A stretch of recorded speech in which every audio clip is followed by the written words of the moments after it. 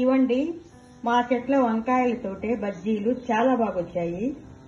Hi friends, ఈరోజు మా చెట్లకు వచ్చిన ఈ వైలెట్ వంకాయలతోటే బజ్జీలు వేసుకుందాం.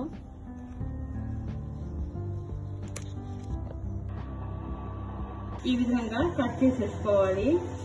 ఒక పావు కేజీ శనగపిండి తీసుకోవాలి. సాల్ట్ సరిపడ్డంత, వాము 1 స్పూను, సోడా ఉప్పు 2 చిటికెళ్ళు, కొద్దిగా చిల్లీ ఫ్లేక్స్ వేసేసుకోవాలి. దీన్ని కలిపేసుకోవాలి. కొద్దిగా బియ్యం పిండి వేసుకోవాలి.